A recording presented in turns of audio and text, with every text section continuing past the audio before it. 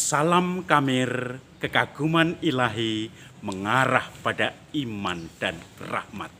Saudara-saudari yang terkasih, saya mempunyai uang 100 ribuan. Saya juga mengumpulkan uang yang warna kuning, koin-koin yang langka, yang katanya semakin mahal harganya, yang gambarnya angka 500 dan juga ada burung Garuda di sini. Bahkan saya juga mempunyai uang ribuan yang ada gambar kelapa sawitnya. Nah, ini lihat ini. Bagaimana gambar Soekarno-Hatta, di baliknya adalah seorang penari dari tari mungkin gaya Betawi di sini ya. Saudara-saudari yang terkasih, apakah uang ini laku kalau hanya gambar Soekarno-Hatta sementara baliknya tidak ada, orang menarinya tidak ada? Tidak akan laku. Apakah uang ini juga laku kalau hanya angka 500, tidak ada gambar Garudanya? Tidak akan laku, karena uang adalah dua sisi dengan satu keping atau satu lembar, dua sisi mata uang itu. Saudara-saudari yang terkasih, kita memasuki Trihari Suci, yaitu kisah sengsara dan kebangkitan Tuhan. Tetapi juga akhirnya sengsara, wafat di salib dan mati. Karena hari ini Sabtu Suci, Sabtu sepi, hari tanpa liturgi. Tetapi nanti malam, pagi-pagi buta, ketika sudah malam, ketika Sabat sudah selesai, Yesus bangkit. Itulah makna dari Paskah, dari iman kita seperti uang ini atau mata uang atau lembar uang ini, yaitu dua sisi mata uang. Soekarno-Hatta dan penari, 500 dan gambar Garuda.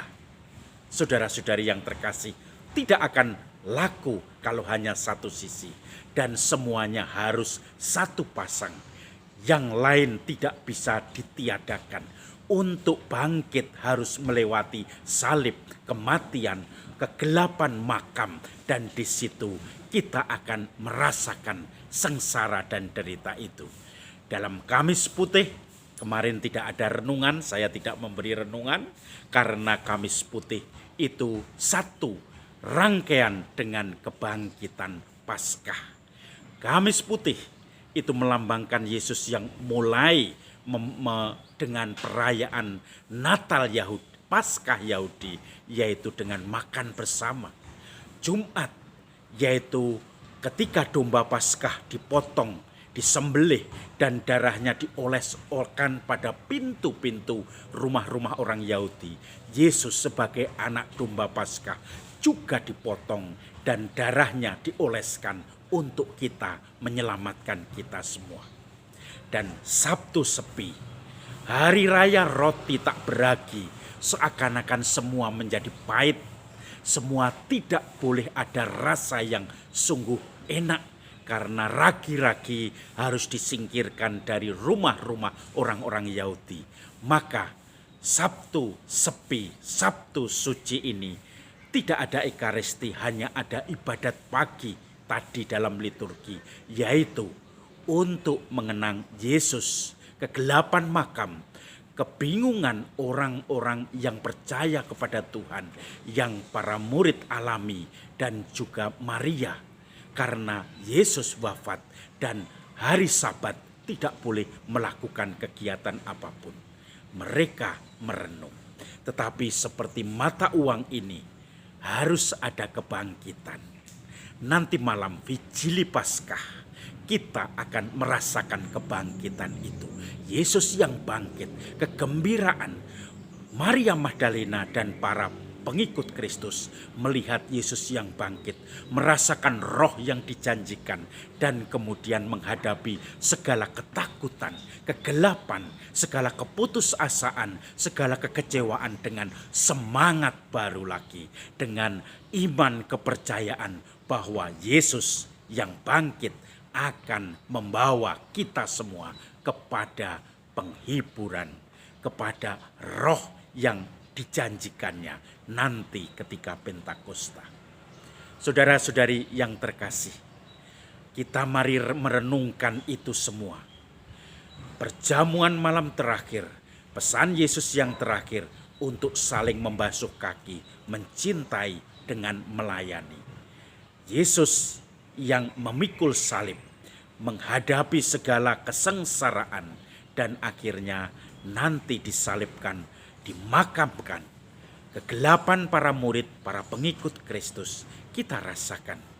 Dan pada Vigili Paskah, Yesus bangkit membawa kegembiraan harapan itu.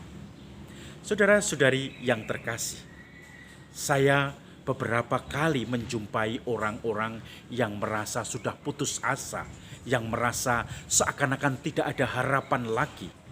Orang yang dengan beban berat, bahkan dia merasakan kenapa keluarga saya mempunyai beban yang berat. Anak-anaknya pandai, tetapi kemudian mulai merasakan stres, mungkin tertekan hidupnya. Stres, adiknya juga stres. Adiknya lagi mengalami stres, bahkan ada yang parah harus dirawat di rumah sakit saraf. Dan kemudian keluarga itu menjadi seakan-akan dikutuk oleh Tuhan. Menyendiri, menarik diri, dan kembali ke kampung halamannya untuk menutup diri. Tetapi rupanya dalam proses dia menemukan Tuhan yang bangkit.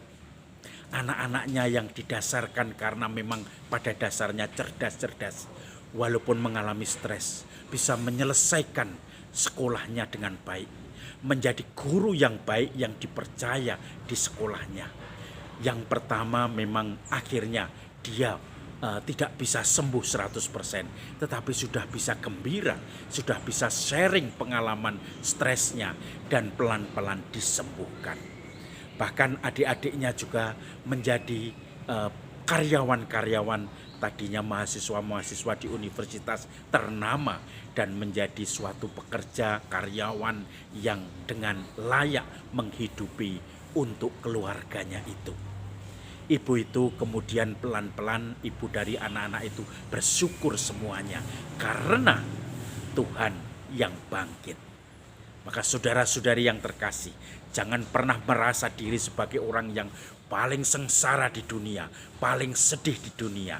Masih ada orang yang lebih sedih, tetapi karena punya semangat kebangkitan, dia akan merasakan bahwa Tuhan memberikan penghiburan, pengharapan, dan kegembiraan Paskah. Salam Kamir, kekaguman ilahi mengarah pada iman dan rahmat.